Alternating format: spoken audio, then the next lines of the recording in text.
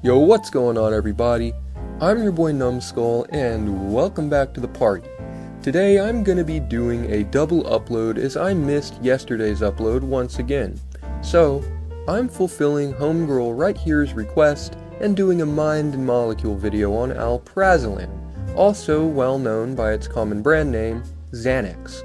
I personally enjoy this substance quite a lot, and I'm excited to cover its pharmacology with you all. Let's get into it.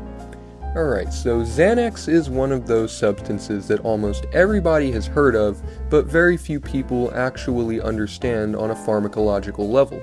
Some people think of it strictly as an anxiety medication, others see it as a heavy sedative, and in pop culture it's often portrayed as this blackout-inducing mystery pill. The reality is way more nuanced, and once you understand how Alprazolam works in the brain, a lot of the myths start to make more sense. Alprazolam belongs to a class of drugs called benzodiazepines. These compounds don't create entirely new signals in the brain. Instead, they amplify signals that are already there. Specifically, Alprazolam acts as a positive allosteric modulator at the GABA-A receptor. GABA is the brain's main inhibitory neurotransmitter, meaning it slows neuronal firing and helps to regulate stress, anxiety, and overstimulation. When Alprazolam binds to the benzodiazepine site on the GABA-A receptor, it makes that receptor more responsive to GABA itself. The result is increased chloride ion flow into neurons, which makes those neurons less likely to fire. In simple terms, the brain's brakes get stronger. That's why people often describe Xanax as calming, grounding, or mentally quieting. One thing that makes Alprazolam stand out compared to other benzodiazepines is its fast onset and relatively high potency. Because it's highly lipophilic, it crosses the blood-brain barrier quite quickly. That rapid central nervous system penetration contributes to the strong initial relief people feel when anxiety drops off suddenly. Pharmacologically, this quick shift in inhibition can feel very noticeable compared to some slower acting benzos. Beyond simple sedation, Alprazolam also has effects tied to emotional regulation circuits. GABA-A receptors are dense in areas like the amygdala and limbic system, regions deeply involved in fear processing and stress response.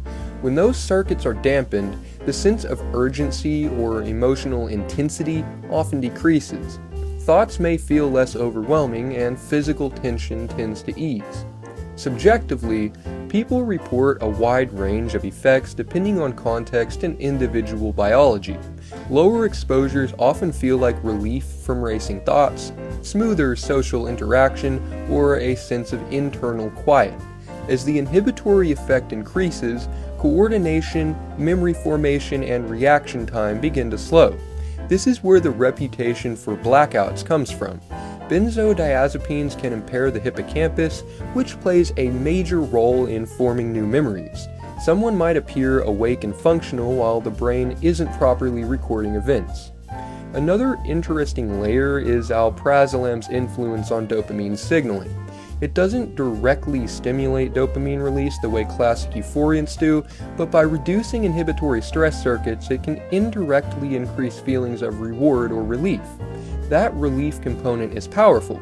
The brain tends to remember anything that rapidly removes discomfort, which is one reason benzodiazepines can become psychologically reinforcing even though they aren't traditional stimulant.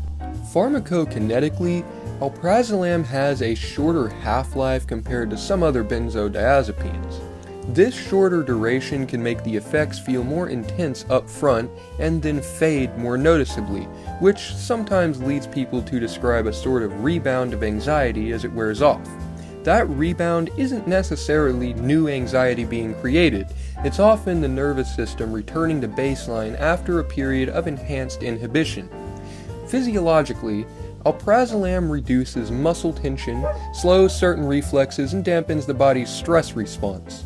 Heart rate may decrease slightly, breathing becomes more relaxed, and sensory processing can feel muted.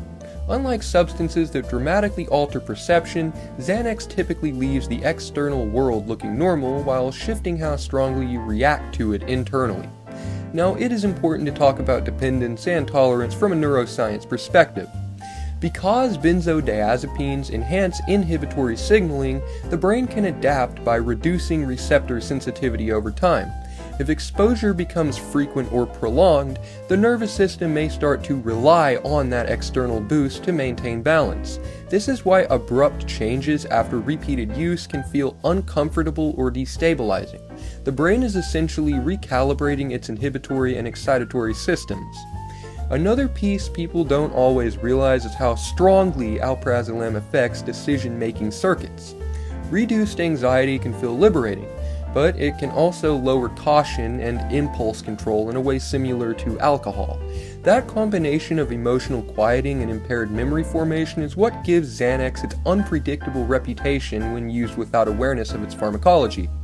Compared to other benzodiazepines, alprazolam tends to feel more mentally noticeable because of its speed and potency.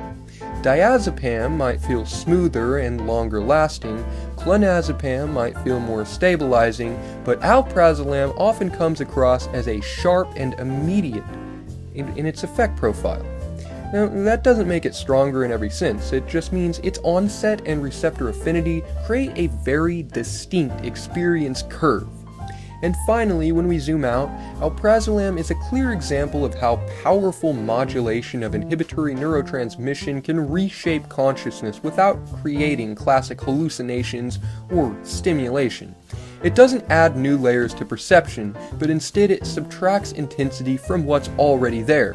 For some people, that feels like relief, and for others it feels like emotional flattening or disconnection. The difference usually comes down to context, expectations, and individual neurochemistry. At the end of the day, Xanax isn't mysterious or magical once you look at the receptor level. It's a fast-acting enhancer of the brain's natural braking system capable of quieting stress circuits, altering memory formation, and reshaping emotional processing through GABA-A modulation. Understanding those mechanisms helps explain both why it's widely prescribed and why it carries such a strong reputation in recreational culture. I hope you all enjoyed, and I hope I could teach you something you found interesting or useful. If you liked this video, do let me know by leaving a like, and subscribe if you enjoy my content as a whole. Don't forget post notifications so you don't miss anything new I push out. If there's something specific you'd like me to cover next, do let me know in the comments what it is and what kind of video you'd like to see on it. And if you have a story of your own you want to share and have me read on the channel, do send it in via my Instagram or Facebook. Same name on every platform. Stay frosty, stay curious, and most importantly as always, stay safe out there.